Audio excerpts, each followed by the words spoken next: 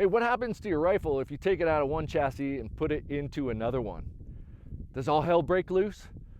We decided to test the MDT Pro and the ATX Remington 700 chassis with a Impact 737, and here are the results.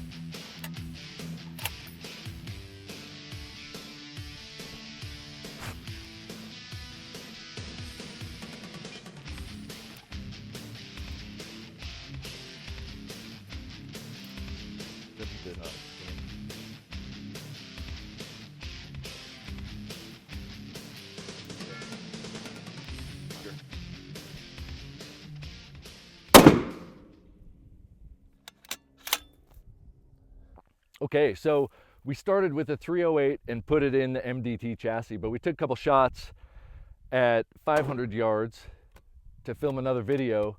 Came here to check zero, and this was the initial zero check with the MDT. The MDT has an offset with its zero, because I didn't spin the rings, of down 0.1. I put it at zero to check the ATX. We pulled it out and we put it on the ATX, and the very first shot of the ATX went high, and then the next two went here, and so I split the difference as +2, even though these are only a 10th high, and noted that as an offset of potentially -2 from zero. Okay, so then we put it back in the MDT, and the first shot, having remounted it, went to the right, and then the other two came back to zero, and I thought that was interesting. We put it in the ATX and shot again, this time with a -2, and it was a 10th low, but a good group, right? Okay, so then we came back with the MDT and shot another group at -1 and got an even better group than the first one. And these are about 1/2 tenth to the right of the point of aim, but I wanted to hold that point of aim to make sure. So we got this third group that was very small. It would fit inside this first group, which is about less than 1/2 an inch, 1/4 of an inch, 1/3 of an inch.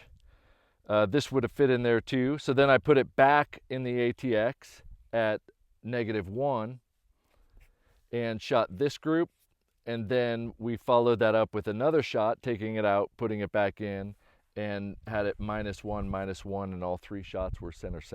So what I see here is that for some reason, the very first time that we put the action in the chassis, there was a shot that went outside it, but subsequent remountings, they grouped just fine. And none of these groups are bigger than about 1/3 of an inch. And the offsets that you see are the result of trying to figure out what those offsets are. And so the ATX, it's zero. If I just swapped them out, I would have to be -0.1, and this would be -0.1. And they're pretty equivalent and very consistent, and the only odd thing was that very first remounting had a shot that went outside the norm, but then every subsequent remounting, they were good. I think that both of them have a slight, very slight right shift, but I don't think a 10th would take that out, and I didn't want to mess with it.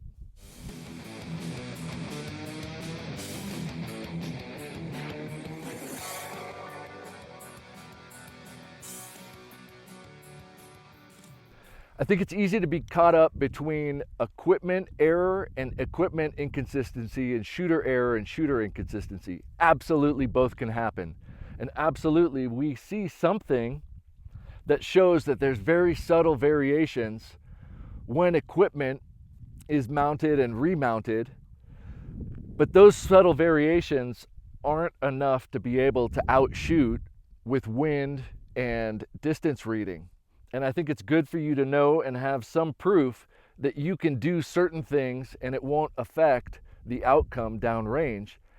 It's also good to know what does have an effect and what will have an impact on making impacts downrange. And the best way to do that is to prove it on paper with repetitions so that you have recorded offsets and recorded effects of when I do this, this is what I see. When I do this, this is what I see. And at this point, I wouldn't be concerned with swapping out my chassis in the field because the effects are ultimately minuscule once we take into account the offsets that we need to make between the two because they're consistent.